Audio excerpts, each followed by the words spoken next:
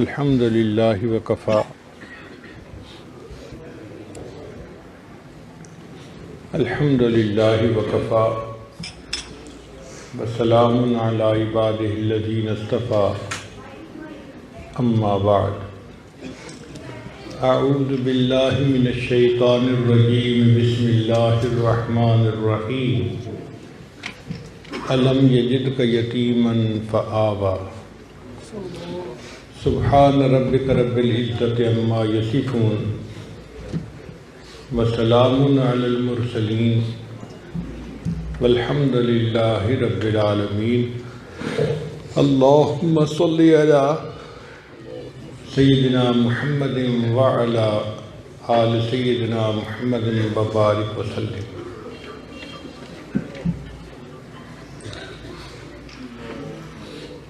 گھروں میں عام طور پر یہ مشاہدہ کیا گیا ہے کہ سیرپ کی بوتلوں پر لکھا ہوتا ہے شیک ویل بیفور یوز، استعمال سے پہلے اس کو اچھی طرح ہلا لو۔ اگر اس کو ہلا لیا جائے تو سیرپ کی افادیت بڑھ جاتی ہے۔ ایسے لگتا ہے کہ اللہ رب العزت کے یہاں بھی یہی سنت ہے کہ جب کسی بندے کو انعام عطا فرمانا چاہتے ہیں تو اس سے پہلے اس کو اچھی طرح آزماتے ہیں، اور اس کے دلیل قرآن عظیم الشان میں سے ملتی ہے۔ اللہ تعالیٰ ارشاد فرماتے ہیں وَإِذِ ابْتَلَىٰ إِبْرَاهِيمَ رَبُّهُ بِكَلِمَاتٍ فَأَتَمَّهُنَّ، یاد کرو اس وقت کو جب آزمایا ابراہیم کو اس کے رب نے چند باتوں میں، فَأَتَمَّهُنَّ، اور وہ اس میں 100% کامیاب ہو گئے۔ قَالَ إِنِّي جَاعِلُكَ لِلنَّاسِ إِمَامًا، اللہ نے فرمایا اے میرے ابراہیم میں آپ کو انسانوں کا امام بناتا ہوں۔ تو دیکھو منصب امامت ملنے سے پہلے آزمائشیں آئیں۔ پھر اللہ نے اپنے پیارے ابراہیم علیہ السلام کو خلیل بنایا،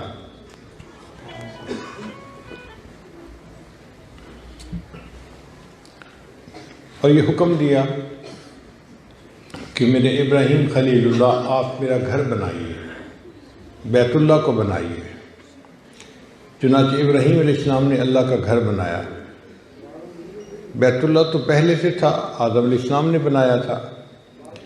وقت کے ساتھ ساتھ عمارت گر جاتی تھی، پھر بناتے تھے، پھر گر جاتی تھی، پھر گر جاتی، تو ابھی بھی عمارت گری ہوئی تھی، مگر جو بنیادیں پہلے سے تھیں انہی کے اوپر ابراہیم خلیل اللہ نے پھر بیت اللہ کی تعمیر کی۔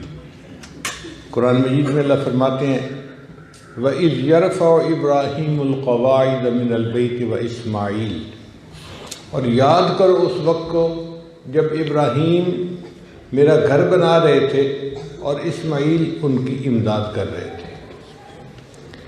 جب ابراہیم علیہ السلام نے بیت اللہ کو بنا لیا تو اللہ رب العزت نے فرمایا کہ میرے ابراہیم خلیل اللہ، ایک دستور ہے کہ مزدور جب مزدوری مکمل کرتا ہے تو اس کو اجرت ملتی ہے، انعام ملتا ہے۔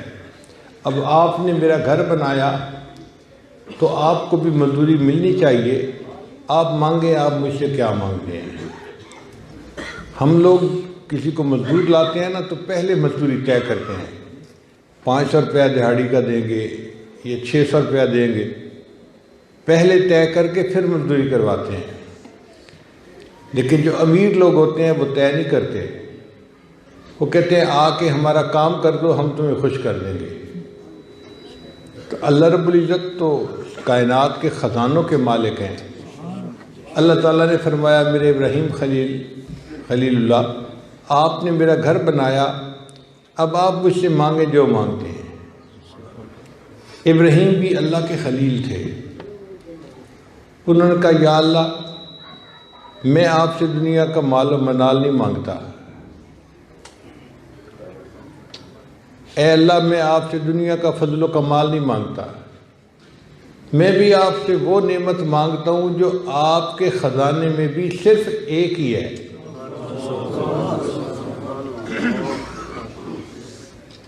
اے میرے خلیل کیا مانگتے ہو؟ اللہ میں آپ سے آمنہ کا لال مانگتا ہوں۔ ربنا وابعث فیہم رسولا، اللہ میں نے مسجد بنا دی، عبادت سکھانے والے کو بھیج دیجیے، میں نے مدرسہ بنا دیا، دین پڑھانے والے کو بھیج دیجیے۔ چنانچہ نبی علیہ السلام اس دنیا میں تشریف لائے تو آپ نے ارشاد فرمایا کہ میں ابراہیم علیہ السلام کی دعا کی قبولیت بن کے دنیا میں آیا ہوں۔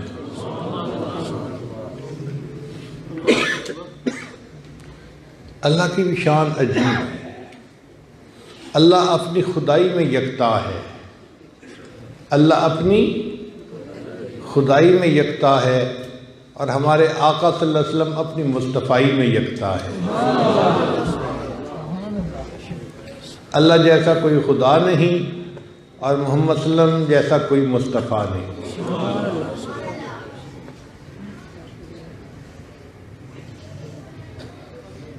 جو عمارت بنی اس کا نام تھا بیت اللہ،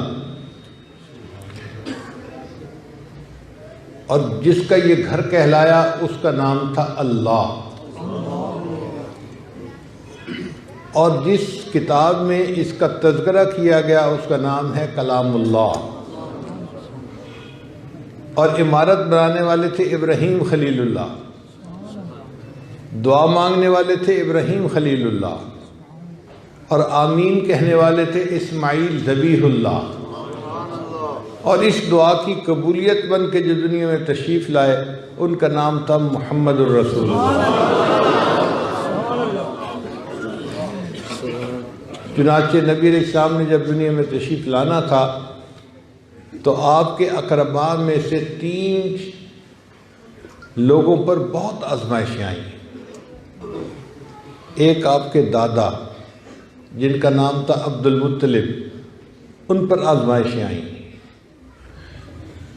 ان کا نام بچپن میں شیبہ رکھا گیا تھا۔ شیبہ نام کیوں رکھا گیا؟ عربی میں شیبہ کہتے ہیں بوڑھے کو۔ وہ بچہ جب پیدا ہوا تھا نا تو اس کے سر کے بال تو کالے تھے مگر تھوڑی سی جگہ کے بال سفید تھے، ایک لٹ جو تھی وہ سفید بالوں کی تھی، تو سفید بالوں کی وجہ سے اس کا نام بڈھا پڑ گیا، شیبہ پڑ گیا۔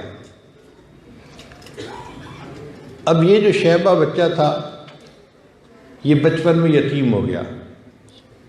اس کی والدہ مدینہ طیبہ کی رہنے والی تھیں، وہ اپنے بچے کو لے کے مدینہ طیبہ میکے واپس آ گئی۔ میکے والوں کی کوئی اقتصادی حالت اچھی نہیں تھی، غربت تھی،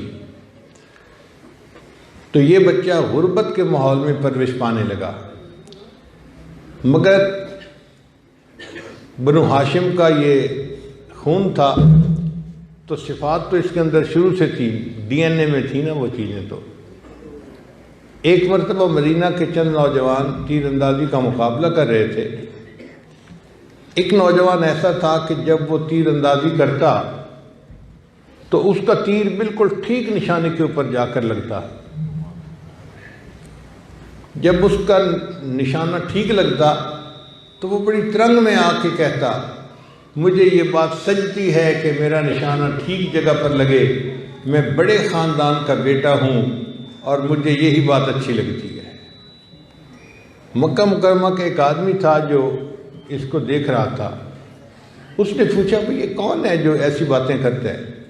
ان کا جی ہے تو یہ قریش کے خاندان کا بچہ، یتیم ہے، والدہ کے پاس رہتا ہے اور بڑی غربت کی زندگی گزار ہے۔ وہ جو مکی آدمی تھا وہ نبی علیہ السلام کے چچا مطلب کا دوست تھا۔ چنانچہ وہ مکہ مکرمہ واپس آیا اور اس نے مطلب کو کہا کہ تو بھی کیسا چچا ہے، بھائی کی ایک ہی نشانی ہے اور تو اسے بھی نہیں پال سکتا۔ اس نے بڑی ملامت کی، حتیٰ کہ مطلب نے قسم اٹھا لی کہ جب تک میں اپنے بھتیجے کو واپس نہیں لاؤں گا چین سے نہیں بیٹھوں گا۔ چنانچہ مطلب مکہ سے مدینہ گئے اور لڑکے کی والدہ سے بات کی کہ آپ یہ بچہ ہمیں دے دیں، ہم اس کو پالیں گے۔ عورت نے اپنے گھر والوں سے مشورہ کیا، سب نے جواب دیا کہ یہ بہت اچھا ہے، تیرے پاس رہے گا تو اس کے اندر کی جو صلاحیتیں ہیں نا وہ نہیں پنپ سکیں گی، اس کی شخصیت نہیں کھل سکے گی۔ وہاں جائے گا، بڑا خاندان ہے، مالی اعتبار سے بھی وسائل اچھے ہیں، تو زیادہ لوگوں کو دیکھے گا، زیادہ اچھی تربیت ہوگی، اور تیرا بچہ ایک اچھی شخصیت بن کے دنیا میں رہے گا۔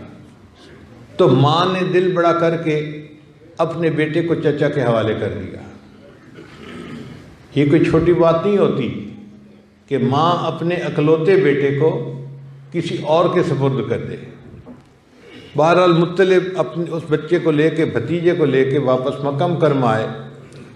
جب مکہ مکرمہ داخل ہو رہے تھے نا، تو ان کے کسی دوست نے دیکھا کہ مطلب اپنے پیچھے ایک چھوٹے بچے کو بٹھائے مکہ میں داخل ہو رہے ہیں، تو وہ سمجھے کہ مطلب گھر کے کام کاج کے لیے کسی غلام کو خرید کے لایا ہے، تو اس نے ان کا نام عبد المطلب رکھ دیا۔ حالانکہ وہ مطلب کے غلام نہیں تھے، مطلب کے بھتیجے تھے، مگر نام ان کا عبد المطلب مشہور ہو گیا، اور یہ عبد المطلب جو تھے یہ نبی علیہ السلام کے دادا بنے۔ یہ عبد المطلب نوجوان جو تھا، اس کا IQ لیول بہت اچھا تھا، معاملہ فہمی، اچھے فیصلے کرنا، یہ صلاحیتیں اس کے اندر بہت تھیں۔ چنانچہ قریش خاندان کے مسائل پیش ہوتے تو دوسرے نوجوانوں کی بجائے عبد المطلب کی جو رائے ہوتی تھی، لوگ ہمیشہ اس کو پسند کرتے تھے۔ وقت کے ساتھ ساتھ خاندان کے سب لوگ اس بات سے متفق ہو گئے کہ عبد المطلب جیسا انٹیلیجنٹ نوجوان ہمارے پورے قبیلے میں اور کوئی نہیں، لہذا اب قبیلے کا بڑا جب بھی کوئی بنانا ہے تو عبد المطلب کو بنانا ہے۔ چنانچہ ایک وقت آیا کہ عبد المطلب کو قریش کا بڑا بنا دیا گیا۔ جب عبد المطلب قریش کے بڑے بنے تو عبد المطلب کو اپنی ذمہ داریوں کا احساس تھا۔ عبد المطلب نے سوچا کہ ایک زمانہ تھا بیت اللہ کے قریب زمزم کنواں ہوا کرتا تھا، اور لوگ اس سے پانی لے کر زندگی کی ضرورتیں پوری کرتے تھے۔ پھر وقت کے ساتھ ساتھ وہ کنواں بند ہو گیا،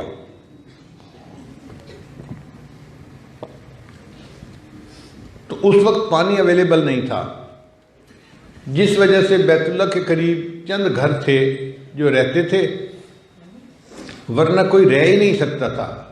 پینے کو پانی نہیں، جینے کو پانی نہیں، تو پانی کے بغیر زندگی تو نہیں گزرتی۔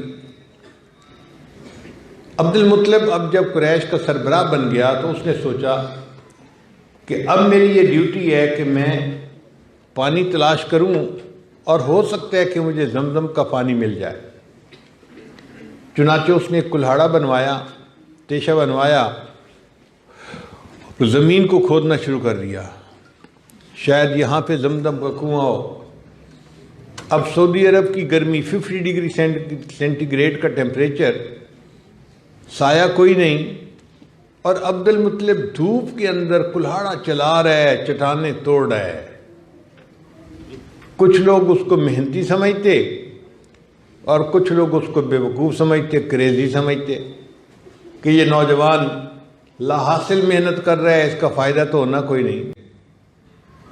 بھئی حضرت عبداللہ کیوں نہیں آئے؟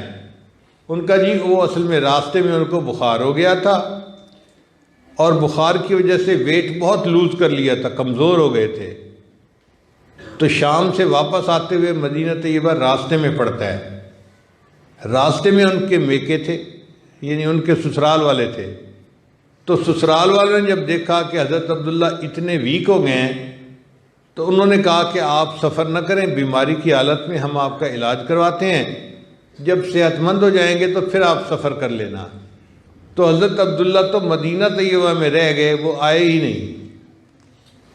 اب قریش کے چند لوگوں نے کہا کہ اچھا ہم جا کے ان کو لاتے ہیں۔ وہ مکہ مکرمہ سے مدینہ پہنچے کہ حضرت عبداللہ کو ہم لینے کے لیے آئے ہیں، مگر اللہ کی شان دیکھیں کہ حضرت عبداللہ کے جو بخار تھا نا وہ اور بڑھ گیا، اور بالآخر ان کی وفات ہو گئی۔ اب آپ بتائیں کہ جس لڑکی کی عمر 17 سال ہو اور اس کو اپنے خاوند کی وفات کی خبر ملے اس کے دل پہ کیا گزرتی ہے۔ تو 3 شخصیتوں پر سختی کے حالات آئے، ایک آپ صلی اللہ علیہ وسلم کے دادا عبد المطلب پر، ایک آپ کے والد حضرت عبداللہ پر، اور ایک آپ کی والدہ بی بی آمنہ پر۔ جس عورت کا خاوند 16-17 سال کی عمر میں فوت ہو جائے اور وہ بیوہ بن جائے، اس کی تو دنیا اندھیری ہو جاتی ہے نا۔ بہرحال بی بی آمنہ نے صبر کیا، اور بی بی آمنہ اس وقت امید سے تھیں۔ وہ فرماتی ہیں کہ جیسے عام عورتوں کو حمل کی تکالیف ہوتی ہیں نا، الٹی آنا، کھانا اچھا نہ لگنا، طبیعت کمزور ہو جانا، سست ہو جانا، مجھے کوئی ایسی نشانی نہیں نظر آتی تھی۔ میں بالکل نارمل عورت کی زندگی گزار رہی تھی، البتہ مجھے اپنی زندگی میں 3 نشانیاں عجیب نظر آتی تھیں۔ پہلی نشانی کہ جب میں کسی کام کے لیے گھر سے باہر نکلتی تو ایک بادل میرے سر کے اوپر سایہ کرتا تھا، مجھے دھوپ کے اندر چلنا ہی نہیں پڑتا تھا۔ میں حیران ہوتی تھی، میں جہاں جاتی ہوں بادل میرے ساتھ ساتھ سر پہ رہتا ہے، اور مجھے دھوپ کی سختی سے اللہ بچا لیتے ہیں۔ دوسرا، میں جس راستے پر جاتی تھی تو درختوں کی ٹہنیاں اس طرف کو جھک جاتی تھیں، میں حیران ہوتی تھی کہ یہ درخت اس طرف کیوں جھکتے ہیں جہاں میں گزر رہی ہوں۔ بعد میں پھر ان کو سمجھ آئی کہ درخت جھک کر ان کو سلام کیا کرتے تھے۔ اور تیسری نشانی فرماتی ہیں کہ جیسے عام لڑکیاں دمدم کنویں سے پانی بھر کے گھروں میں لاتی تھیں تو میں بھی پانی بھر کے گھروں میں لاتی تھی۔ جب میں پانی پینے بھرنے جاتی تھی نا تو زمزم کا پانی جو 20-30 فٹ نیچے ہوتا تھا اس کا لیول بڑھنا شروع ہو جاتا، اور بالکل زمین سے 1-2 فٹ کے فاصلے تک وہ اوپر آ جاتا۔ تو مجھے پانی کا ڈول نیچے سے نہیں کھینچنا پڑتا تھا، میں زمزم کنویں کے پاس بیٹھ کر بالٹی سے پانی ویسے نکال لیتی تھی۔ اب جو باقی لڑکیاں تھیں وہ مجھے وہاں سے ہلنے نہیں دیتی تھیں، آمنہ نہ جاؤ، تم چلی جاؤ گی تو پانی نیچے چلا جائے گا اور ہمیں نیچے ایسے کھینچنا پڑے گا، ایک ایک ڈول کھینچنے کے لیے اتنی مشقت اٹھانی پڑے گی۔ تو یہ 3 نشانیاں دیکھ کر میں حیران ہوتی تھی کہ زمزم کا پانی اوپر آ جاتا تھا، درخت جھک کر سلام کرتے تھے، اور بادل میرے سر کے اوپر سایہ کرتے تھے۔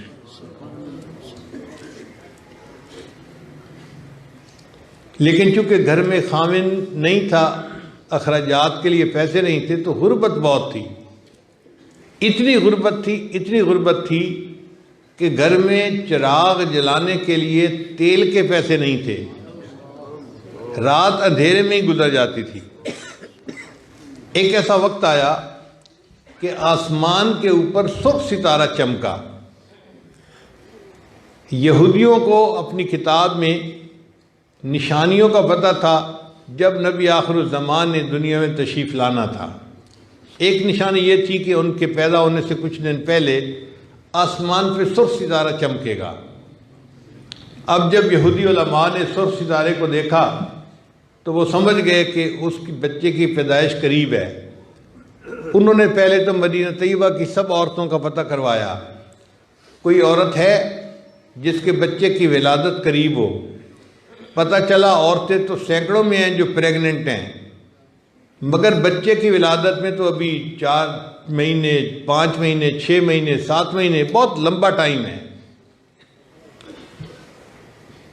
تو پھر انہوں نے سوچا کہ اچھا چلو مکہ میں پتہ کرواتے ہیں۔ جب انہوں نے مکہ میں پتہ کروایا تو ان کو پتہ چلا کہ ایک خاتون ہے جس کا نام ہے آمنہ، اور اس کے حمل کی کیفیت ایسی ہے کہ بس آخری مہینہ لگنے والا ہے، یعنی ہو سکتا ہے کہ کچھ دنوں میں اس کے یہاں بچے کی پیدائش ہو جائے۔ اب بی بی آمنہ کا تعلق چونکہ قریش سے تھا، اور قریش قبیلہ جو تھا یہ بنو اسماعیل میں سے تھے۔ ابراہیم علیہ السلام کے 2 بیٹے تھے، ایک اسماعیل علیہ السلام اور ایک اسحاق علیہ السلام۔ جو اسحاق علیہ السلام تھے ان سے اولاد چلی جو بنی اسرائیل کہلائی، یہودی ان میں سے تھے۔ اور دوسرے تھے بنو اسماعیل، ان میں اب نبی علیہ السلام نے پیدا ہونا تھا۔ تو یہودیوں کو پہلے ہی اندازہ ہو گیا تھا کہ اب یہ نبوت جو ہے وہ بنو اسحاق کی بجائے بنو اسماعیل کو ملے گی۔ تو حسد کی ایک آگ جو ہوتی ہے نا، خاندانی رقابت، یہ یہودیوں میں آ گئی، اور انہوں نے پہلے سے ہی فیصلہ کیا ہوا تھا کہ ہم نے اس کو نبی نہیں ماننا۔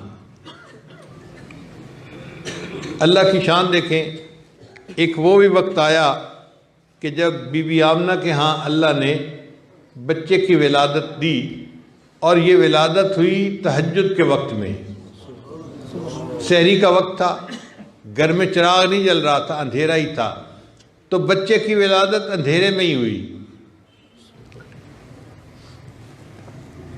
خلیل اللہ نے جس کے لیے حق سے دعائیں کیں، ذبیح اللہ نے وقت ذبح جس کی التجائیں کیں، جو بن کر روشنی پھر دیدہ یعقوب میں آیا، جسے یوسف نے اپنے حسن کے نئے رنگ میں پایا، کلیم اللہ کا دل روشن ہوا جس دو فشانی سے، وہ جس کی آرزو بھڑکی جواب لن ترانی سے، وہ جس کے نام سے داؤد نے نغمہ سرائی کی، وہ جس کی یاد میں شاہ سلیمان نے گدائی کی، دل یحییٰ میں ارما رہ گئے جس کی زیارت کے، لب عیسیٰ پہ آئے واز جس کی شان رحمت کے، وہ دن آیا کہ پورے ہو گئے تورات کے وعدے، خدا نے آج پورے کر دیے ہر بات کے وعدے، مبارک ہو کہ ختم المرسلین تشریف لے آئے، جناب رحمت للعالمین تشریف لے آئے۔ چنانچہ نبی علیہ السلام کی ولادت مبارکہ سحری کے وقت میں ہوئی، اور بی بی آمنہ فرماتی ہیں کہ جب بچے کو میں نے چارپائی پہ لٹایا تو بچے نے چارپائی کے اوپر سجدہ کیا۔ بی بی آمنہ حقیقت کو نہیں جانتی تھیں کہ یہ کیا ہے، لیکن بچے نے زمین پہ آتے ہی اپنے رب کو سجدہ کر کے اپنی بندگی کا اظہار کیا۔ بہرحال سورج طلوع ہوا تو پورے گھرانے کے لوگوں کو اطلاع ملی کہ جی آمنہ کے ہاں بچہ پیدا ہوا۔ تو دادا جو تھے عبد المطلب وہ آئے، انہوں نے بچے کو دیکھا۔ اس دور کا ایک دستور تھا کہ جب بھی کوئی بچہ ایک نام اس کا رکھنا ہے محمد، اور ایک نام اس کا رکھنا ہے احمد۔ یہ دونوں نام ایسے تھے جو اس سے پہلے کبھی کسی کے لیے رکھے ہی نہیں گئے تھے، نئے نام تھے۔ تو بی بی آمنہ کو بہت پسند آئے۔ محمد بھی نام سجتا ہے میرے آقا صلی اللہ علیہ وسلم کو، اور احمد نام بھی سجتا ہے۔ محمد کا مطلب وہ ہستی جس کی دنیا میں اتنی تعریفیں ہوئی ہوں کہ تاریخ انسانیت میں کسی اور کی اتنی تعریفیں ہوئی نہ ہوں۔ اور واقعی بات سچ ہے کہ نبی علیہ السلام کی جتنی تعریفیں دنیا میں ہوئی ہیں کسی اور کی اتنی تعریفیں نہیں ہوئی۔ آپ صلی اللہ علیہ وسلم کی تعریفیں اپنوں میں بھی کیں، پرایوں نے بھی کیں، مسلمانوں نے بھی کیں، ہندوؤں نے بھی کیں، سکھوں نے بھی کیں، انگریزوں نے بھی کیں، یہودیوں نے بھی کیں۔ کسی نے کتاب لکھی آپ کی سیرت کے بارے میں، اور کسی نے آپ کے بارے میں اشعار لکھے۔ ایک عرب شاعر نے 40,000 اشعار نبی علیہ السلام کی منقبت میں لکھے۔ تو جتنی تعریفیں نبی علیہ السلام کی ہوئی ہیں اتنی تعریف دنیا میں کسی اور کی نہیں ہوئی۔ تو آپ کو محمد نام بھی سجتا تھا، اور دوسرا نام تھا احمد، وہ بھی سجتا تھا۔ احمد کا مطلب کیا کہ وہ ہستی جس نے اللہ کی اتنی تعریفیں کی ہوں کہ اتنی تعریف اللہ کی کسی اور نے نہ کی ہو۔ اور یہ بات بھی سچ ہے۔ چنانچہ نبی علیہ السلام نے اللہ کی جس طرح تعریفیں دنیا میں کیں کوئی اور نہ کر سکا۔ پھر نبی علیہ السلام نے فرمایا قیامت کے دن اللہ مجھے مقام میں محمود عطا فرمائیں گے، اور میں وہاں پر سجدے میں جا کر اللہ کی ایسی تعریفیں کروں گا نہ مجھ سے پہلے کسی نے کی ہوں گی، نہ اس کے بعد کوئی ایسی تعریفیں کر سکے گا۔ تو نبی علیہ السلام محمد بھی تھے اور احمد بھی تھے۔ قیامت کے دن نبی علیہ السلام کے ہاتھ میں جو جھنڈا ہوگا اس کا نام لواء الحمد ہوگا، حمد کا جھنڈا۔ اور آپ صلی اللہ علیہ وسلم کی جو امت ہوگی ان کا نام حمادون ہوگا، اللہ کی حمد بیان کرنے والے۔ اور نبی علیہ السلام کو جو جنت میں محل دیا جائے گا اس کا نام بیت الحمد ہوگا، حمد کا محل۔ تو نبی علیہ السلام کو محمد نام بھی سجتا تھا اور احمد نام بھی سجتا تھا۔ حضرت عبد المطلب نہیں جانتے تھے کہ میں کس ہستی کو بیت اللہ لے کے گیا ہوں، وہ تو برکتوں کے لیے لے کر گئے تھے، نہیں جانتے تھے کہ جو بچہ میری گود میں ہے اس کو اللہ نے وما ارسلناک الا رحمت للعالمین، جہانوں کے لیے رحمت بنا کر بھیجا تھا۔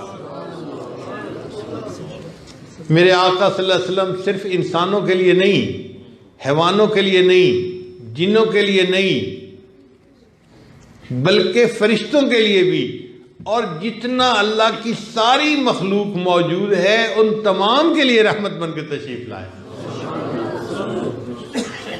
وما ارسلناک الا رحمت للعالمین، اے محبوب ہم نے آپ کو جہانوں کے لیے رحمت بنا کے بھیجا ہے۔ بی بی آمنہ کا دل خوش بہت تھا کہ اللہ نے مجھے بیٹا عطا کیا، مگر خامد کو یاد کر کے دل اداس بھی ہوتا تھا۔ بی بی آمنہ سوچتی تھی اگر میرا خامد زندہ ہوتا تو میرے بچے کے لیے کھلونے لاتا، اور وہ نہیں جانتی تھی کہ یہ وہ ہستی ہے جس کے لیے اللہ نے آسمان کے چاند کو کھلونا بنا دینا ہے۔ بی بی آمنہ سوچتی تھی کاش میرا خامد زندہ ہوتا تو میرے بچے کو لے کے بازار کی سیر کروا کے لاتا، جیسے باپ بیٹے کو باہر کی سیر کروا کے لاتا ہے۔ تو بی بی آمنہ اس بات پہ غمزدہ تھی کہ میرے بیٹے کو باہر کی سیر کروانے والا کوئی نہیں، اور بی بی آمنہ نہیں جانتی تھی کہ ایک وقت ایسا بھی آئے گا کہ اللہ اس بچے کو عرشوں پہ بلا کے جنت کی سیر کروائے گا۔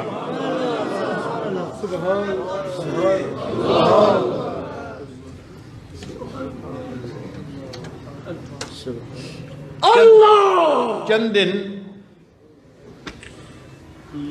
دن بچہ اپنی والدہ کے پاس رہا۔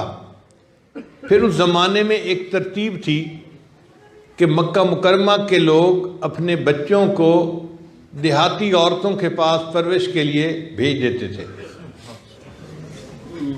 ماں اپنے بچے کو کیوں بھیج دیتی تھی اس کی دو وجوہات تھیں۔ ایک تو یہ کہ مکہ مکرمہ پبلک پلیس تھی، روز کوئی نہ کوئی قافلہ آتا تھا جاتا تھا، آتا تھا جاتا تھا، اور جو باہر سے لوگ آتے تھے نا ان کے ساتھ وائرس بھی آ جاتا تھا، وبائیں پھوٹتی تھیں، اور جب وبا پھوٹتی تھی تو پھر سینکڑوں لوگ موت کے منہ میں چلے جاتے تھے۔ اور بچے کی چونکہ جو ڈیفنس پاور ہوتی ہے وہ بہت کمزور ہوتی ہے، تو بچے اس کا اثر جلدی قبول کرتے تھے۔ تو ماں باپ ڈرتے تھے ایسا نہ ہو کوئی قافلہ آ جائے اور پھر کوئی وبا پھوٹے اور ہمارا بچہ تو پھر فوت ہو جائے گا، تو وہ اپنے بچے کو مکہ مکرمہ سے بھیجنے کے لیے تیار ہوتی تھی۔ اور دوسری وجہ یہ بھی ہے کہ چونکہ قافلوں کا آنا جانا لگا رہتا تھا اور مختلف زبانیں بولتے تھے، تو مکہ مکرمہ کے لوگ جو عربی زبان والے تھے ان کی زبان میں بہت سارے دوسری زبانوں کے لفظ بھی شامل ہونے شروع ہو گئے تھے۔ عربوں کو اپنی زبان پہ بڑا ناز تھا، وہ اس کو پسند نہیں کرتے تھے کہ ہمارے بچے دوسروں کی زبان سیکھیں، تو وہ دیہات میں بچے کو بھیج دیتے تھے کہ یہ دیہات میں جائے گا اور عربی مبین واضح عربی زبان وہاں سیکھے گا تو اس کی زبان میں کوئی بیرونی زبان کے اثرات نہیں ہوں گے۔ چنانچہ بچوں کی پرورش عام طور پر مکہ مکرمہ کی بجائے دیہاتوں میں ہوتی تھی، صحت افزا مقام ہوتا تھا، بیماریاں کم ہوتی تھیں اور بچہ بیماریوں سے پاک ہو کر اچھی پرورش پا لیتا تھا۔ بنو سعد ایک قبیلہ تھا طائف کے قریب، اس کی 10 عورتوں نے پروگرام بنایا کہ ہم مل کر مکہ مکرمہ جائیں گی اور اپنی گود میں بچے لے آئیں گی، پھر ان کو پالیں گی، جب واپس کریں گی تو ہمیں انعام ملے گا، تو ہمارے لیے خرچے میں آسانی ہو جائے گی۔ چنانچہ وہ 10 عورتیں طائف سے مکہ مکرمہ کی طرف روانہ ہوئیں۔ ان میں ایک عورت تھی، اس کا نام تھا حلیمہ۔ چونکہ قبیلہ بنو سعد تھا تو اس کا نام پڑ گیا تھا حلیمہ سعدیہ۔ وہ بھی اپنے خاوند کے ساتھ چلی۔ ان کے پاس 2 جاندار تھے، ایک اونٹنی تھی اور ایک گدی تھی، مگر دونوں جانور ہڈیوں کا ڈھانچہ تھے، چل ہی نہیں سکتے تھے۔ باقی 9 عورتوں کی سواریاں تو بہت آگے نکل جاتی اور یہ میاں بیوی پیچھے آہستہ آہستہ سواری پہ چلتے ہوئے آ رہے ہوتے۔ تو ان عورتوں کو رک کے ان کا استقبال کرنا پڑتا، انتظار کرنا پڑتا۔ 2-4 دفعہ تو رک کے انتظار کیا۔ پھر عورتوں نے حلیمہ سے کہا کہ حلیمہ، اگر ہم آپ کی وجہ سے رک کے انتظار کرتی رہیں گی نا تو ہم تو شام سے پہلے واپس اپنے گھر نہیں پہنچ سکتی۔ آپ ہمیں اجازت دیں تاکہ ہم جلدی جائیں اور بچوں کو گود میں لے کر واپس آئیں، اور آپ پھر اپنے کمزور جانوروں کے ساتھ آتی رہنا، اللہ آپ کی مدد کریں گے۔ حلیمہ نے ان عورتوں کو اجازت دے دی۔ چنانچہ وہ 9 عورتیں جو تھیں وہ جلدی سے مکہ مکرمہ آئیں، اور جتنے امیر گھروں کے بچے تھے وہ سب انہوں نے اپنی گود میں لے لیے اور واپس چل پڑی۔ اور حلیمہ تو ابھی پہنچی نہیں تھی۔ جب حلیمہ پہنچی تو اب کوئی مکہ مکرمہ میں بچہ ہی نہیں جس کو گود میں لے۔ وہ جو ایک والا تھا نا، وہ ایک ہی پیچھے رہ گیا تھا۔ چنانچہ حلیمہ نے آ کے پوچھا، آمنہ نے بتایا کہ بچے کو میں دینا تو چاہتی ہوں لیکن بچے کا والد فوت ہو چکا ہے۔ اس کا مطلب یہ کہ جب آپ بچے کی پرورش کریں گی تو انعام دینے والا نہیں ہے، آپ کو بہت پیسے نہیں ملیں گے، کم ملیں گے۔ حلیمہ کہتی ہے کہ ایک لمحے کے لیے جب میں نے سنا کہ محنت بھی کروں گی اور ملے گا بھی کچھ نہیں تو میرا جی چاہا کہ میں کسی اور بچے کا پتہ کرتی ہوں، مگر مجھے پتہ چلا کہ اور تو کوئی بچہ اب ہے ہی نہیں مکہ مکرمہ میں۔ تو میرے دل میں خیال آیا کہ میں ذرا بچے کو دیکھوں تو صحیح۔ بچہ اس وقت چارپائی پر لیٹا ہوا تھا اور ایک پتلا کپڑا اس کے اوپر ڈالا گیا تھا جیسے ململ کا کپڑا ہوتا ہے۔ حلیمہ سعدیہ کہتی ہیں کہ میں نے وہ کپڑا ہٹایا تو بچہ سویا ہوا تھا۔ جب میں نے کپڑا ہٹایا تو بچے نے آنکھیں کھولیں اور وہ بچہ مسکرایا، اور بچے کی مسکراہٹ میں اتنی جو ہے وہ خوبصورتی تھی کہ میں نے بے اختیار بچے کو اٹھا کے سینے سے لگا لیا، اور میں نے دل میں سوچا کہ مجھے اس کی پرورش پر پیسے تو نہیں ملیں گے مگر اس بچے کی مسکراہٹ تو مجھے ملا کرے گی۔ اب حلیمہ بچے کو لینے کے لیے تیار اور بی بی آمنہ بچے کو دینے کے لیے تیار۔ تو بی بی آمنہ نے پوچھا، حلیمہ تم بچے کی پرورش کرو گی؟ حلیمہ نے کہا ہاں میں تو بہت شوق سے کروں گی، اس لیے کہ میں دیہات کی رہنے والی ہوں اور میں نے تو دیہاتوں میں کبھی اتنا خوبصورت بچہ نہیں دیکھا۔ بی بی آمنہ سن کر مسکرائی اور کہنے لگی، حلیمہ تو نے دیہاتوں میں اتنا خوبصورت بچہ نہیں دیکھا، میں تو شہر کی رہنے والی ہوں، پہلے مدینہ رہی پھر مکہ آئی، میں نے شہروں میں بھی کبھی اتنا خوبصورت بچہ نہیں دیکھا۔ حضرت عبد المطلب پاس تھے، انہوں نے عورتوں کی باتیں سنی تو انہوں نے کہا کیا باتیں کر رہی ہو؟ تو پتہ چلا کہ حلیمہ نے کہا ہے میں نے دیہات میں ایسا لڑکا نہیں دیکھا، اور بی بی آمنہ نے کہا ہے کہ میں نے شہروں میں ایسا خوبصورت بچہ نہیں دیکھا۔ تو حضرت عبد المطلب فرمانے لگے کہ دیکھو میں تو ملکوں کا سفر کرنے والا ہوں، میں نے کئی ملکوں کا سفر کیا اور میں گواہی دیتا ہوں کہ میں نے ملکوں میں ایسا خوبصورت بچہ نہیں دیکھا۔ اور اگر بالفرض اس وقت جبریل علیہ السلام پاس ہوتے اور کوئی ان سے پوچھتا کہ آپ بھی اپنے کمنٹس تاثرات بیان فرما دیجئے، تو جبریل علیہ السلام کہتے کہ حلیمہ تم نے گاؤں میں ایسا بچہ نہیں دیکھا، آمنہ تم نے شہروں میں ایسا بچہ نہیں دیکھا، عبد المطلب آپ نے ملکوں میں ایسا بچہ نہیں دیکھا، اور میں تو پوری دنیا میں پھرا ہوں اور میں گواہی دیتا ہوں کہ میں نے پوری دنیا میں ایسا حسین بچہ نہیں دیکھا۔ اور اگر اس وقت جبریل علیہ السلام سے یہ درخواست کی جاتی کہ آپ اللہ تعالیٰ سے پوچھئے کہ اے اللہ اس بچے کی خوبصورتی کے بارے میں آپ کیا فرماتے ہیں، تو ہمارا یہ گمان ہے کہ اوپر سے جواب آتا، حلیمہ تو نے دیہات میں ایسا خوبصورت بچہ نہیں دیکھا، آمنہ تو نے شہر میں ایسا خوبصورت بچہ نہیں دیکھا، عبد المطلب آپ نے ملکوں میں ایسا خوبصورت بچہ نہیں دیکھا، اور جبرائیل تو نے پوری دنیا میں ایسا خوبصورت بچہ نہیں دیکھا، اور میں اللہ کہتا ہوں کہ میں نے اپنی ساری مخلوق میں ایسا خوبصورت بچہ نہیں دیکھا۔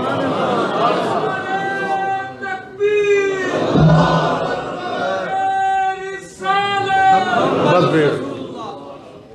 بھائی نعرے نہ لگائیں، پلیز توجہ سے سنیے۔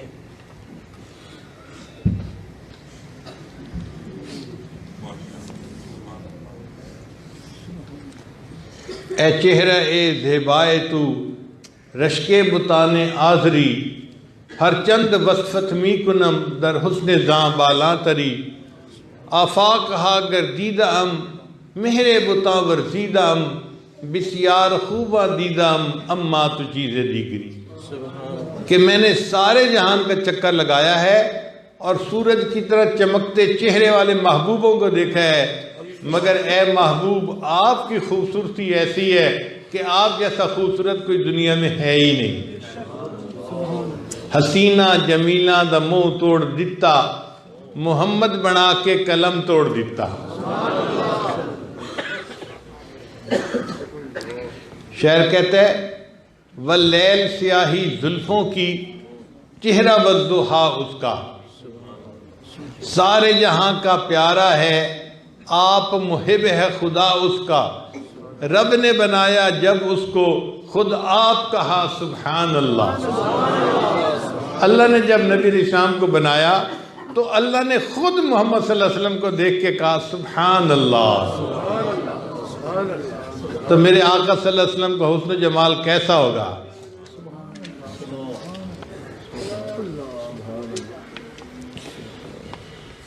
حلیمہ بچے کو لینے کے لیے تیار اور بی بی آمنہ بچے کو دینے کے لیے تیار۔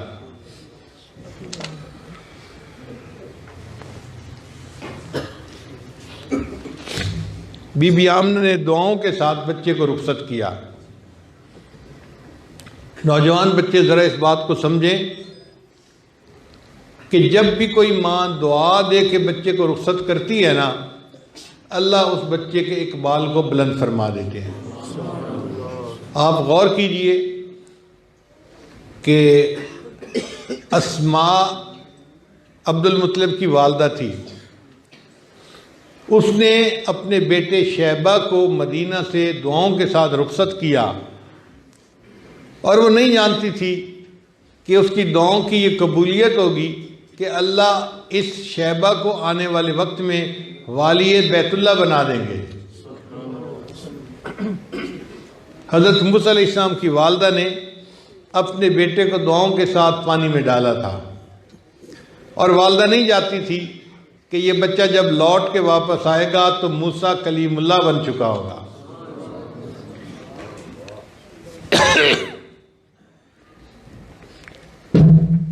بی بی ہاجرہ نے اپنے بیٹے اسماعیل کو نہلا دھلا کر اچھے کپڑے پہنا کر اپنے ہسبینڈ کے ساتھ بھیجا کسی بڑے کی ملاقات کی خاطر۔ یہ ماں کی دعا تھی، ماں نہیں جانتی تھی میرا بیٹا جب لوٹ کر واپس آئے گا تو اسماعیل ذبیح اللہ بن چکا ہوگا۔ آج بی بی آمنہ اپنے چھوٹے بچے کو دعاؤں کے ساتھ رخصت کر رہی ہیں، اور بی بی آمنہ کو نہیں پتا تھا کہ آنے والا ایسا بھی وقت آئے گا کہ میرا یہ بیٹا محمد الرسول اللہ بن چکا ہوگا۔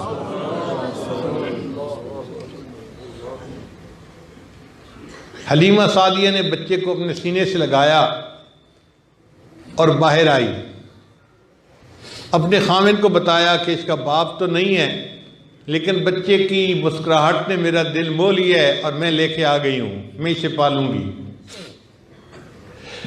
خامن نے کہا بہت دیر ہو چکی، جلدی بیٹھو اونٹنی پہ تاکہ ہم چلے۔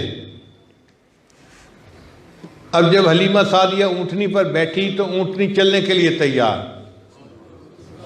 خامد نے کہا کہ اچھا مجھے آگے بیٹھنے دو تاکہ میں اس کی اونٹنی کی لگام پکڑوں اور اس کو کنٹرول کروں. جب خامد آگے بیٹھا اونٹنی چلتی نہیں. تھوڑی دیر کے بعد خامد نیچے اترا, اونٹنی پھر چلنے کے لیے تیار. جب خامد دوبارہ آگے بیٹھا تو اونٹنی پھر نہیں چلتی. جب 2-4 دفعہ ایسا ہوا تو خامد سمجھدار تھا. اس نے کہا حلیمہ میں جب آگے بیٹھتا ہوں نا تو اونٹنی چلنے سے انکار کر دیتی ہے. ایسا کرو کہ آپ بچے کو لے کے آگے بیٹھو, میں پیچھے بیٹھتا ہوں اور میں پیچھے سے لگام پکڑ لوں گا.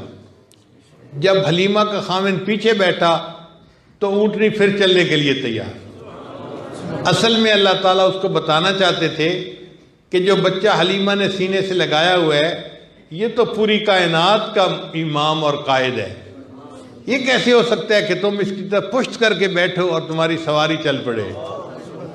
چنانچہ جب خامد پیچھے بیٹھا سواری چلنے کی بجائے بھاگنے لگ گئی.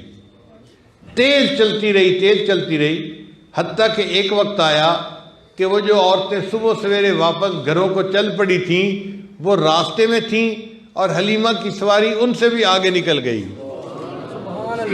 ان عورتوں نے کہا حلیمہ کیا تم نے سواری بدل لی ہے؟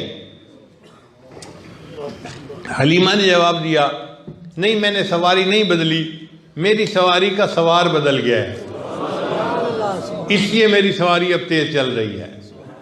چنانچہ حلیمہ سعدیہ ان عورتوں سے پہلے اپنے گھر واپس پہنچ گئی.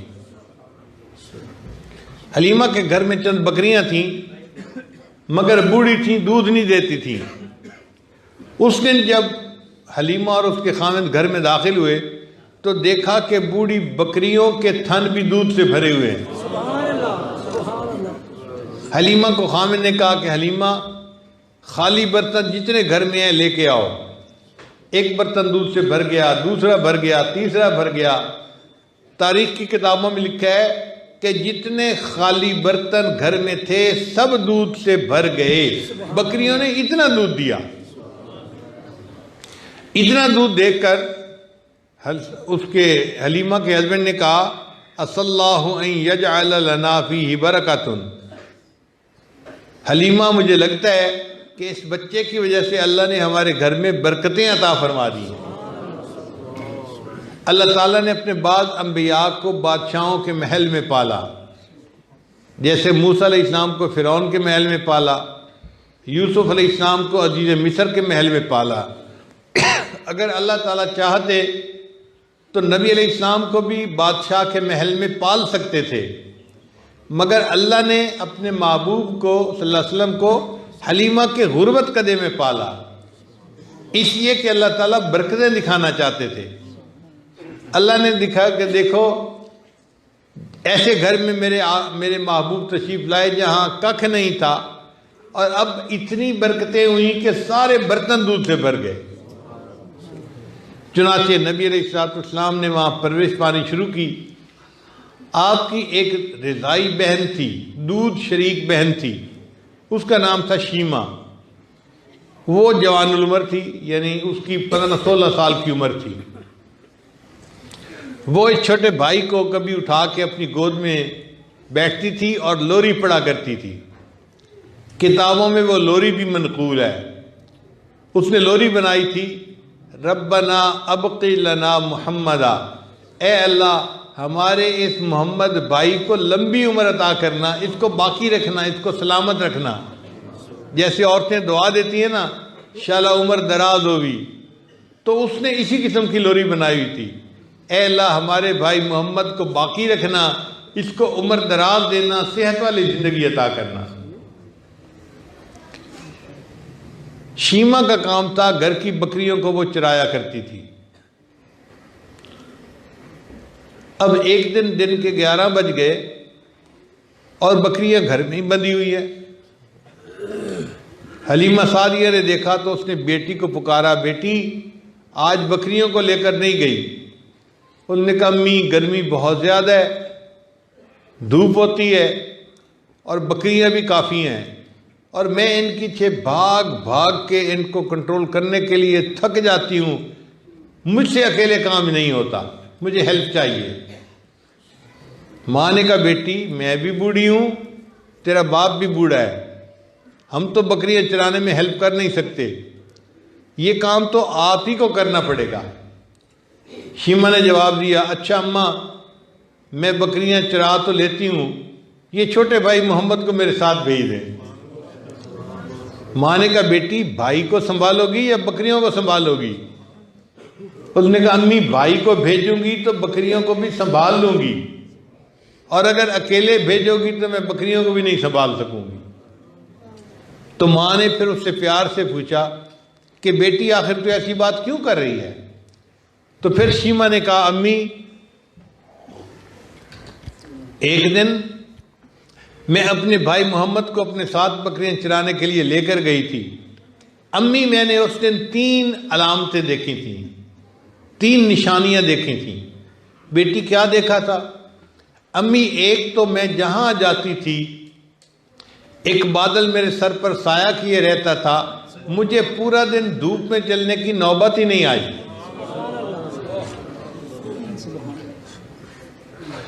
اور دوسری نشانی امی میں ایک جگہ بھائی کو لے کر بیٹھی تھی تو ایک راہب قریب سے گزرا، اس نے میرے بھائی کو دیکھا، اس کو بہت پیار کیا اور مجھے کہنے لگا کہ مجھے لگتا ہے کہ تمہارا بھائی کوئی بڑی شخصیت بنے گا۔ امی بھائی کی تعریفیں سن کے مجھے بڑا اچھا لگا، میرا دل خوش ہو گیا۔ اور تیسری بات امی میں آپ کو بتاؤں کہ میں بھائی کو لے کر بکریوں کو لے کر چراگاہ میں گئی تو بکریاں گھاس چرنے لگ گئیں، میں بھائی کو لے کر ایک جگہ پر بیٹھ گئی، بکریوں نے جلدی جلدی گھاس چر لیا، اور گھاس چرنے کے بعد جہاں میں بیٹھی تھی میرے گرد گھیرا بنا کر بکریاں بھی آ کر بیٹھ گئیں۔ جتنا باقی وقت تھا میں بھی بھائی کا چہرہ دیکھتی رہی اور میری بکریاں بھی بھائی کا چہرہ دیکھتی رہی، مجھے بکریوں کے پیچھے بھاگنے کی ضرورت ہی نہیں پیش آئی۔ اللہ نے اپنے محبوب صلی اللہ علیہ وسلم کو ایسا حسن و جمال عطا کیا تھا کہ جانور بھی محبت سے دیکھتے تھے۔ حلیمہ کتنی خوش قسمت عورت تھی کہ جس کو اللہ کے پیارے حبیب صلی اللہ علیہ وسلم کی پرورش کرنے کا اللہ نے موقع عطا کیا۔ عام طور پر ہم نے دیکھا ہے کہ عورتیں چھوٹے بچے کی پرورش کرتی ہیں نا تو چھوٹا معصوم بچہ کچھ ادھر ادھر کی حرکت کر دیتا ہے تو وہ بچے کو ڈانٹتی ہیں، جھڑکتی ہیں۔ اللہ نے اپنے محبوب صلی اللہ علیہ وسلم کے لیے ایک ایسی عورت کو چنا جس کا نام ہی حلیمہ تھا۔ حلیمہ کا مطلب حلم والی، تحمل مزاج، تو وہ تحمل مزاج عورت تھی جس کو نبی علیہ السلام کی پرورش کرنے کا اللہ نے موقع دیا۔ چنانچہ شاعر نے اس بارے میں شعر لکھا ہے حلیمہ میں تیرے مقدراں تو صدقے تو مدنی دا جھولا جھلیندی وی ہوسیں۔ حلیمہ میں تیرے مقدراں تو صدقے تو مدنی دا جھولا جھلیندی وی ہوسیں۔ اے انگلی نہ پا کے تے ویڑے دے اندر خدا دے سجن نو ٹریندی وی ہوسیں۔ بچہ جب چلنا شروع کرتے ہیں نا تو آج کل تو واکر بنے ہوئے ہیں نا، پہلے زمانے میں مائیں اپنے بچے کو انگلی پکڑ کے ایک ایک قدم اٹھانا سکھاتی تھیں۔ تو شاعر کہتا ہے اے انگلی نہ پا کے تے ویڑے دے اندر خدا دے سجن نو ٹریندی وی ہوسیں۔ نی عرشاں دا چن ہے کھلاونا وی جس دا تو اس بے مثل نو کھڈیندی وی ہوسیں۔ نوا کے دھوا کے تے سرما وی پا کے تے تھوڑی ہلا کے ہسیندی وی ہوسیں۔ ہمارے یہاں دیہاتوں میں مائیں جب اپنے بچوں کو نہلا دھلا لیتی ہیں نا اور آنکھوں میں سرما ڈال دیتی ہیں تو ان کو یہ ڈر ہوتا ہے کہ میرے بچے کو نظر نہ لگ جائے۔ کئی دفعہ ماں کی اپنی نظر لگ جاتی ہے تو وہ پھر بچے کی ٹھوڑی پکڑ کے نا اس کو ہلاتی ہیں، بیٹا ذرا ہنس کے دکھا، ان کی نظر میں نظر اتر جاتی ہے۔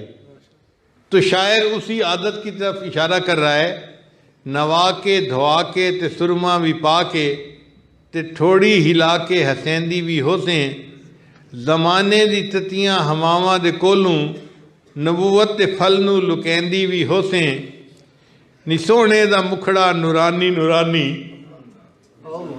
نی سونے دا مکھڑا نورانی نورانی تو تکدی تے رہی ہیں چمیندی بھی ہو سے۔ حلیمہ سعدیہ تو اس خوبصورت چہرے کو دیکھتی تو رہتی ہوگی مگر محبت میں تو پیار بھی تو کرتی ہوگی، اس بچے کو بوسے بھی تو دیتی ہوگی نا۔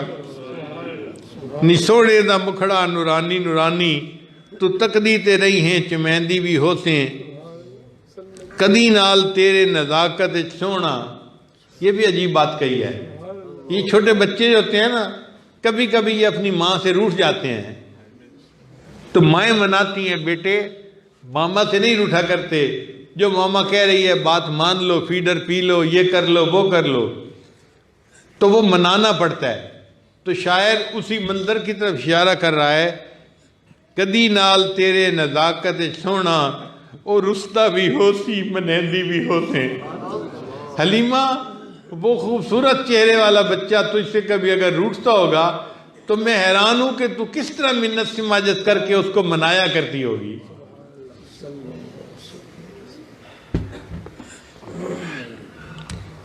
حلیمہ سعدیہ نے اس بچے کو 4 سال اپنے پاس رکھا۔ 4 سال کی عمر میں بچہ چلنے پھرنے بھاگنے کے قابل ہو جاتا ہے۔ اب حلیمہ نے سوچا کہ میں بچے کو اس کی والدہ کے پاس چھوڑ آتی ہوں۔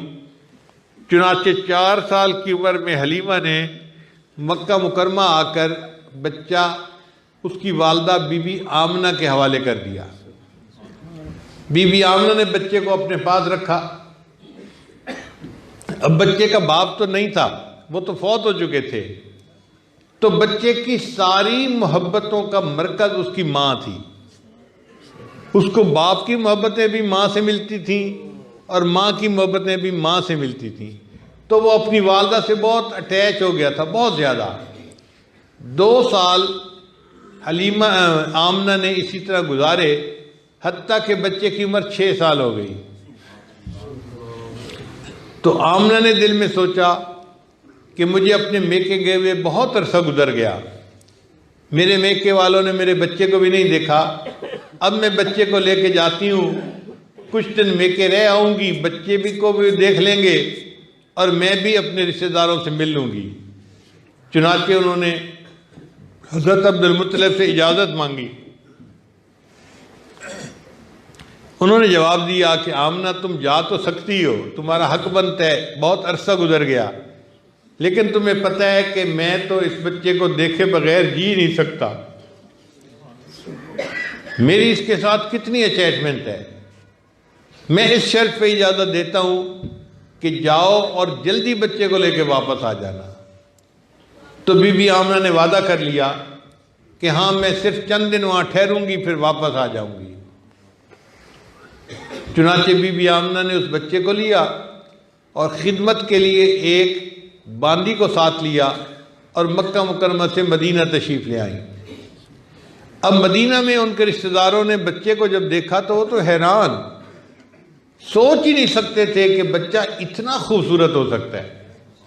جو دیکھتا تھا تعریفیں کرتا تھا اور ان کی یہ تعریفیں بی بی آمنہ کو اور اداس کر دیتی تھیں، کیونکہ بی بی آمنہ کے دل میں یہ تھا کہ میرے خاوند نے تو میرے بچے کو نہیں دیکھا۔ ایک دن ایسا بھی آیا کہ بی بی آمنہ اپنے خاوند کی قبر پر گئی، حضرت عبداللہ کی قبر پہ۔ یہ چھوٹا بچہ 7 تھا جس کی عمر 6 سال تھی۔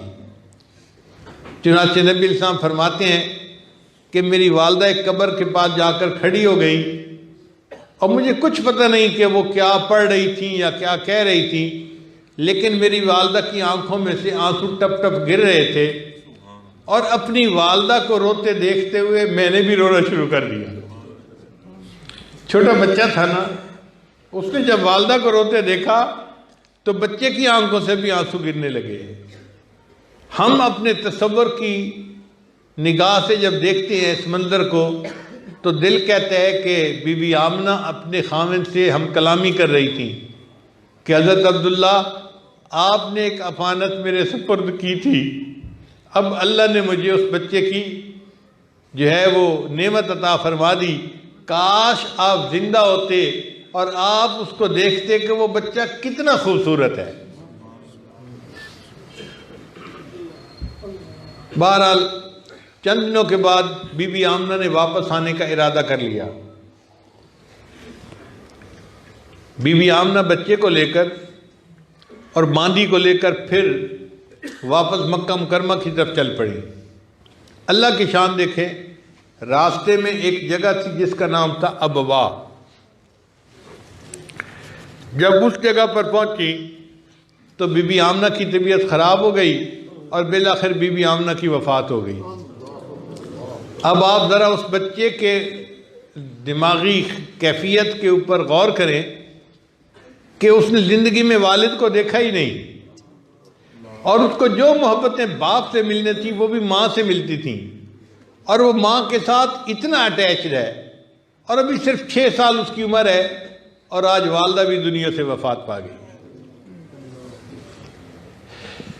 بچے کے دل پہ کتنا صدمہ ہوگا جب اس کی ماں کا جنازہ تیار کیا ہوگا اور اس کو قبر میں اتارا ہوگا تو بچے کے کیا احساسات ہوں گے۔ اللہ آپ بھی بڑی شان والے ہیں، آپ نے اپنے محبوب صلی اللہ علیہ وسلم کو کن غموں میں سے گزارا۔ چنانچہ بچے کی والدہ کو دفن کر دیا گیا، اب بچہ اکیلا ہے۔ یہ بھی عجیب بات کہ اگر وفات مدینے میں ہوتی تو رشتہ دار تسلی دینے والے ہوتے، وفات ماں کی مکہ میں ہوتی تو تسلی دینے والے ہوتے۔ 2 شہروں کے درمیان میں اللہ نے ان کی وفات ان کو دی جہاں اپنا کوئی بھی نہیں تھا۔ باپ پہلے جا چکا، ماں اب دنیا سے چلی گئی، اور یہ 6 سال کا بچہ اکیلا ہے، نہ کوئی بہن ہے نہ کوئی بھائی ہے۔ اس بچے کے دل پہ کیا گزر رہی ہوگی۔ چنانچہ وہ جو باندی تھی اس نے ارادہ کیا کہ اب 2-3 دن ہو گئے، ہمیں مکہ مکرمہ چلنا چاہیے۔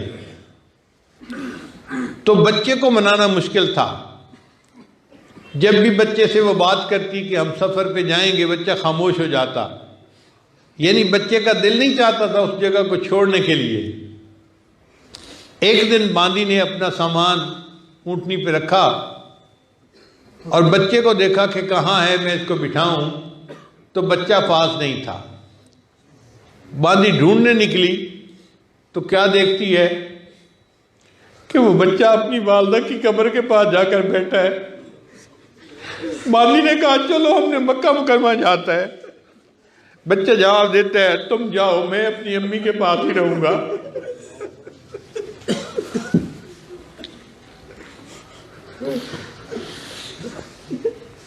آسمان نے ایسا منظر کبھی نہیں دیکھا ہوگا۔ 6 سال کی عمر کتنی چھوٹی ہوتی ہے، بچہ کتنا معصوم ہوتا ہے۔ اس بچے کو یہ غم برداشت کرنا پڑا، والد بھی سر پہ نہیں، والدہ بھی چلی گئی، اب یہ بچہ کہاں جائے؟ تو بچہ کہتا ہے کہ تم جاؤ جہاں جانا ہے، میں اپنی والدہ کی قبر کے پاس ہی رہوں گا۔ پھر سمجھا بجھا کے اس بچے کو وہ باندی لائی اور بالآخر مکہ کا سفر پھر اس نے شروع کیا۔ ادھر مکہ مکرمہ میں یہ حال تھا کہ حضرت عبد المطلب اداس تھے کہ میں نے اتنے عرصے سے اپنے پوتے کو نہیں دیکھا۔ وہ روزانہ صبح ناشتہ کرتے اور مدینہ طیبہ سے جو راستہ مکہ کو آتا تھا نا، اس راستے پر ایک چٹان کے اوپر بیٹھ جاتے اور آنے جانے والوں سے پوچھتے کہ تم نے دیکھا ہے کہ کوئی عورت اپنے بچے کو لے کے آ رہی ہو؟ ہر کوئی کہتا نہیں دیکھا نہیں دیکھا نہیں دیکھا۔ ایک ایسا دن آیا کہ حضرت عبد المطلب نے دیکھا ایک عورت ایک چھوٹے سے بچے کو ساتھ لیے آ رہی ہے۔ تو حضرت عبد المطلب سمجھے کہ میری بہو اپنے بیٹے کو لے کے آ رہی ہے۔ جب قریب آ کر پہنچی تو وہ تو باندھی تھی اور بہو نہیں تھی۔ تو عبد المطلب نے پوچھا بہو سے کہ اس باندھی سے کہ میری بہو کہاں گئی؟ تو اس نے پھر بتایا کہ بچے سے باپ تو پہلے ہی جدا ہو گیا تھا، اب اس کی ماں بھی سے جدا ہو گئی ہے۔ چمن اجاڑ کے آندھی تو جا چکی لیکن، چمن اجاڑ کے آندھی تو جا چکی لیکن، پرندے شاخ پہ بیٹھے ہیں سوگوار اب تک۔ ماں بھی چلی گئی تھی، باپ بھی چلے گئے تھے، اور یہ چھوٹا سا بچہ اب سوگوار تھا۔ پھر یہ بچہ اپنے دادا کے پاس رہا ان کی کفالت میں، اور اللہ کی شان دیکھیے کہ جب اس کے 2 سال عمر کے اور گزرے تو 8 سال کی عمر تھی کہ جب دادا بھی دنیا سے چلے گئے۔ غموں پہ غم ملتے رہے میرے آقا کو۔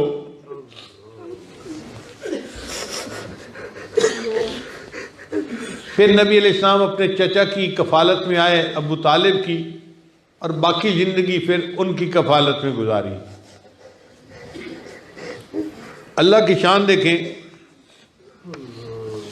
کہ پھر ایک ایسا وقت آیا کہ اللہ نے اپنے محبوب صلی اللہ علیہ وسلم کو نبوت کے اظہار کا حکم فرمایا۔ نبی تو آپ اس سے پہلے بھی تھے مگر اظہار نہیں کیا تھا۔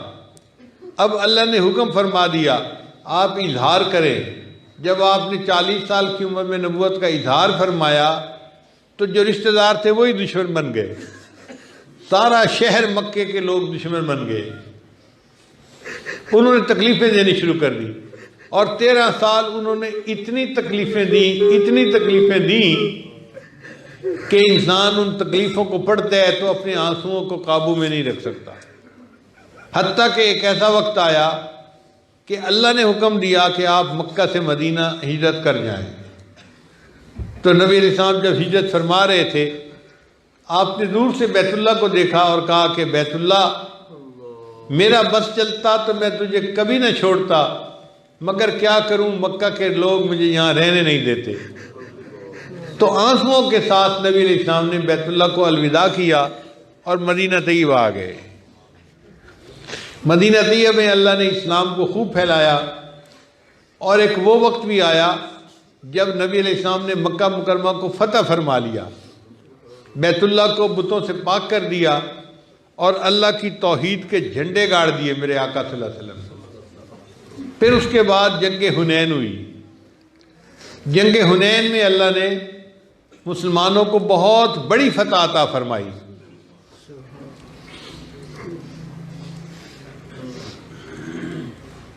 6,000 قیدی ہاتھ آئے اور 12,000 بکریاں ملی مال غنیمت میں۔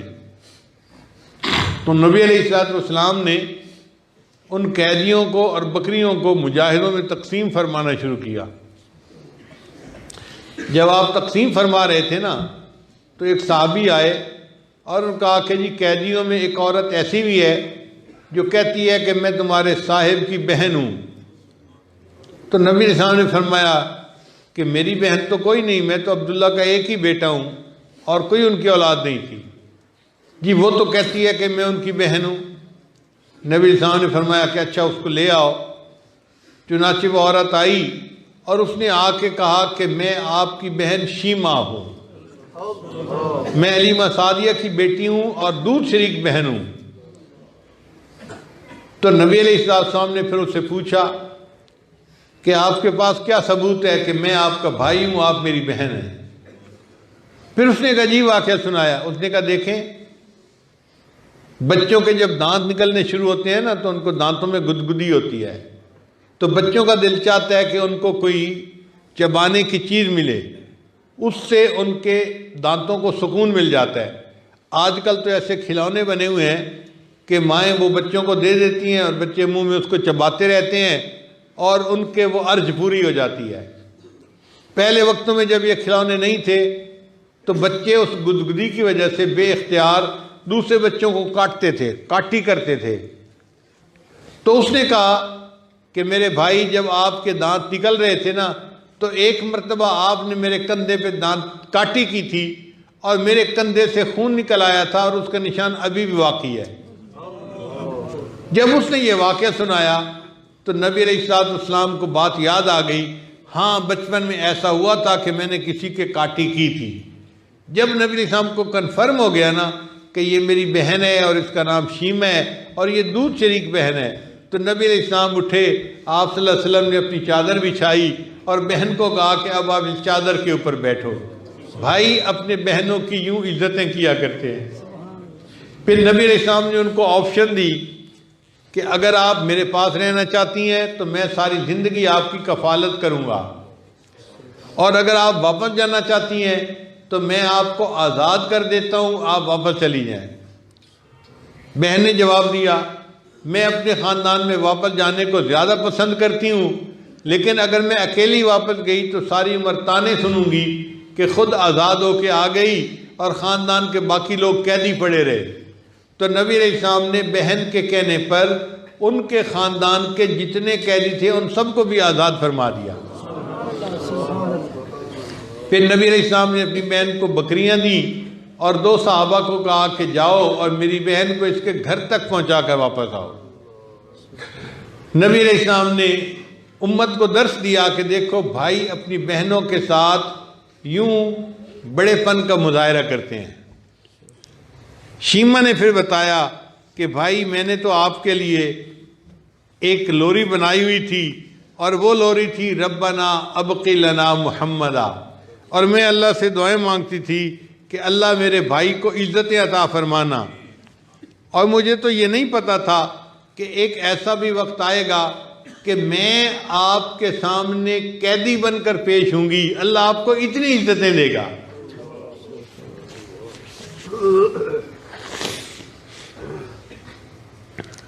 اے رسول امی خاتم المرسلین تجھ سا کوئی نہیں، تجھ سا کوئی نہیں، ہے عقیدہ یہ اپنا بصدق و یقین، تجھ سا کوئی نہیں، تجھ سا کوئی نہیں، تیرا سکہ رواں کل جہاں میں ہوا، اس زمین میں ہوا آسماں میں ہوا، کیا عرب کیا عجم سب ہیں زیر نگیں، تجھ سا کوئی نہیں، تجھ سا کوئی نہیں۔ تو نبی علیہ السلام کو چونکہ یتیمی کی حالت میں سے گزرنا پڑا، اس لیے اللہ کے محبوب صلی اللہ علیہ وسلم کو یتیموں سے بڑی محبت تھی۔ حدیث پاک میں آتا ہے کہ نبی علیہ السلام ایک دن عید کی نماز پڑھنے کے لیے اپنے گھر سے نکلے، گلی میں دیکھا کہ کچھ بچے کھیل رہے ہیں، سب نہائے دھوئے نظر آتے ہیں، صاف ستھرے کپڑے پہنے ہوئے ہیں، خوش نظر آتے ہیں، مگر کھیل رہے ہیں۔ جب اللہ کے نبی صلی اللہ علیہ وسلم قریب سے گزرے تو انہوں نے سلام کیا، نبی علیہ السلام نے جواب دیا۔ جب تھوڑا آگے گئے تو نبی علیہ السلام نے ایک بچے کو دیکھا جو دروازے کی دہلیز پر بیٹھا ہوا تھا، اور وہ بڑا اداس لگتا تھا، بڑا ڈپریس لگتا تھا۔ تو نبی علیہ السلام اس کو غمزدہ دیکھ کر کھڑے ہو گئے، پوچھا بچے تو آج غمزدہ کیوں بیٹھا ہے؟ اس نے کہا جی میں یتیم مدینہ ہوں، میرے والد فوت ہو گئے، آج میرے لیے کوئی نئے کپڑے لانے والا نہیں کہ میری والدہ مجھے نہلا کے کپڑے پہناتی اور میں باپ کے ساتھ عید کی نماز پڑھنے جاتا، میں اب بیٹھا ہوا اپنے باپ کو یاد کر رہا ہوں اور رو رہا ہوں۔ نبی علیہ السلام کے بڑھتے ہوئے قدم رک گئے۔ آپ نے اس بچے کو کہا کہ اچھا آؤ میں تمہیں اپنے گھر لے کے چلتا ہوں۔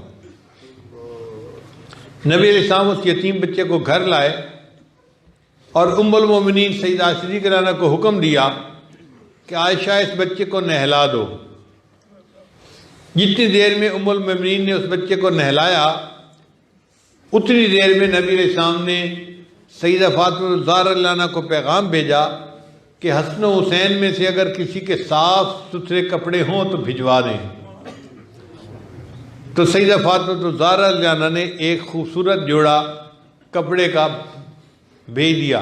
وہ بچہ انہی کا ہم عمر تھا۔ چنانچہ جب نہا کے فارغ ہوا تو نبی علیہ السلام نے ام المومنین کو فرمایا کہ اس کو یہ نئے کپڑے پہنا دو، آج عید کا دن ہے۔ اب بچے کو نئے کپڑے پہنا دیے گئے، سر میں تیل لگا دیا گیا، مانگ نکال دی گئی، آنکھوں میں سرما ڈال دیا گیا، خوشبو لگا کے وہ بچہ بالکل تیار ہو گیا۔ اب نبی علیہ السلام نے اس سے سوال پوچھا، بچے یہ بتاؤ تم اپنے والد کے ساتھ جب عیدگاہ جاتے تھے تو انگلی پکڑ کے چل کے جاتے تھے یا ان کے کندھوں پر بیٹھ کر جاتے تھے؟ اس بچے نے کہا کہ جی میرے ابو تو مجھے کندھے پہ اٹھا کے لے جاتے تھے۔ حدیث پاک میں آتا ہے اللہ کے محبوب ہم زمین کے اوپر بیٹھ گئے اور اس بچے کو کہا کہ آؤ میرے کندھوں کے اوپر بیٹھ جاؤ۔ وہ چھوٹا بچہ کندھے کے اوپر بیٹھ جاتا ہے اور اللہ کے محبوب صلی اللہ علیہ وسلم اس بچے کو اٹھاتے ہیں اور لے کر عیدگاہ کی طرف چلتے ہیں۔ گلی میں وہ بچے جو کھیل رہے تھے ابھی کھیل رہے تھے، جب نبی علیہ السلام قریب سے گزرنے لگے تو ان بچوں نے عجیب منظر دیکھا کہ جو بچہ پہلے غمزدہ تھا، میلے کپڑے تھے، اب کپڑے بھی اچھے پہنے ہوئے ہیں، مسکرا بھی رہا ہے اور نبی علیہ السلام کے کندھوں پہ سوار ہو کے جا رہا ہے۔ تو انہوں نے آنکھوں میں اس سے پوچھا کہ یہ معاملہ کیا ہے؟ تو بچے نے ان کو بتایا کہ نبی علیہ السلام نے مجھے اپنا بیٹا بنا لیا ہے۔ کہتے ہیں کہ جو بچے کھیل رہے تھے نا، اس میں ایک بڑی عمر کا بچہ تھا، اس نے ٹھنڈی سانس لی اور کہنے لگا کاش میں بھی یتیم ہوتا اور اللہ کے محبوب صلی اللہ علیہ وسلم مجھے بھی اپنا بیٹا بنا لیتے۔ پھر نبی علیہ السلام اس بچے کو لے کے عیدگاہ میں آئے۔ جب آپ صلی اللہ علیہ وسلم ممبر کے اوپر بیٹھے تو وہ بچہ نیچے صف کے اندر بیٹھنے لگا۔ حدیث پاک میں آتا ہے کہ نبی علیہ السلام نے اس بچے کو کہا کہ نہیں، تم آج نیچے زمین پر نہیں بیٹھو گے، بلکہ ممبر پر جہاں میں بیٹھا ہوں تم میرے ساتھ آ کر بیٹھو گے۔ اللہ کے محبوب صلی اللہ علیہ وسلم یتیم بچے کے ساتھ محبت کا اظہار فرما رہے تھے کہ تاکہ میری امت یتیموں کے ساتھ ایسا اچھا سلوک کرے۔ چنانچہ آپ صلی اللہ علیہ وسلم نے اس یتیم بچے کو اپنے ساتھ ممبر کے اوپر بٹھایا، پھر اس کے سر پر اپنا مبارک ہاتھ رکھا اور فرمایا لوگو، جو یتیم بچے کے سر پر شفقت اور محبت کی وجہ سے ہاتھ رکھے گا، ہاتھ کے نیچے جتنے بال ہوں گے اللہ اتنی نیکیاں اس کے نامہ اعمال میں لکھ دیں گے۔ پھر نبی علیہ السلام نے فرمایا کہ میں اور یتیم کی پرورش سنانے والا جنت میں ایک دوسرے کے اس طرح ساتھ ہوں گے جیسے میرے ہاتھ کی دو انگلیاں ایک دوسرے کے بالکل ساتھ ہوتی ہیں۔ چونکہ اللہ کے محبوب صلی اللہ علیہ وسلم نے وہ ایام دیکھے تھے نا جو یتیمی کے ہوتے ہیں، تو آپ صلی اللہ علیہ وسلم کو یتیم سے بہت محبت تھی۔ اللہ تعالیٰ بھی انہی ایام کا تذکرہ کرتے ہیں، الم یجد کا یتیمن فآوا، اے محبوب ہم نے آپ کو یتیم پایا اور ہم نے آپ کو ٹھکانہ دیا۔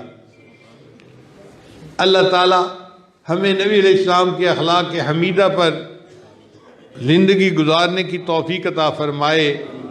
وآخر دعوانا ان الحمد للہ رب العالمین۔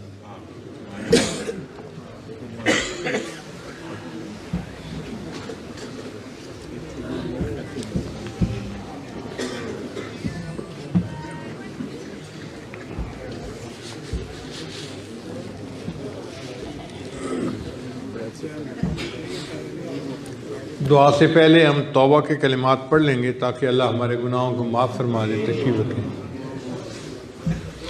آپ سچے دل کے ساتھ یہ کلمات پیچھے پیچھے پڑھتے جائیے۔ پڑھیے بسم اللہ الرحمن الرحیم۔ اگر خواتین تک آواز جا رہی ہے تو وہ بھی پیچھے پیچھے پڑھیں۔ بسم اللہ الرحمن الرحیم۔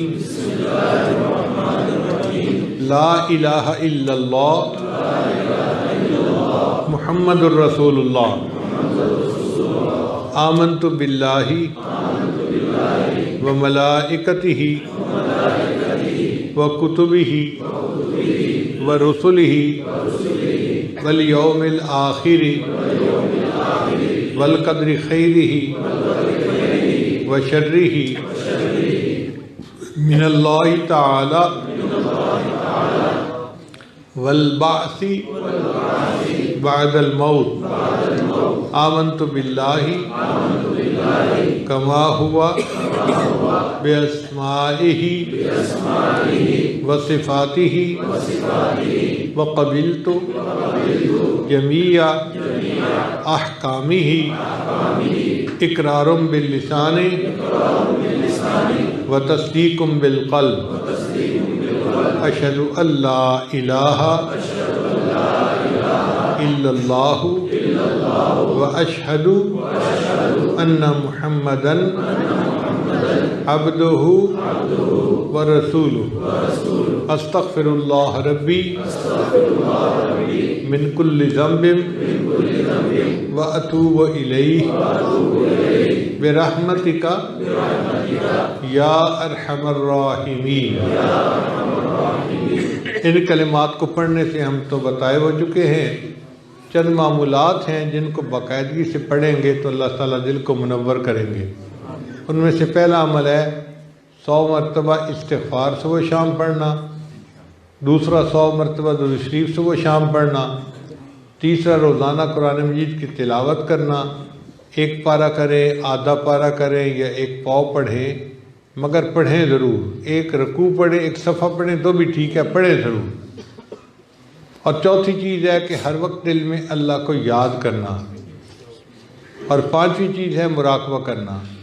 مراقبے کا طریقہ بہت آسان ہے کہ جب آپ نماز پڑھ کے فارغ ہوں صبح اور شام، ساری دنیا کے خیالات سے ہٹ کٹ کے اللہ سے لو لگا کے بیٹھ جائیں، اللہ کی رحمت آ رہی ہے، میرے دل میں سما رہی ہے، میرے دل کی ظلمت اور سیاہی دور ہو رہی ہے، اور میرا دل اللہ اللہ اللہ بول رہا ہے اور میں سن رہی ہوں۔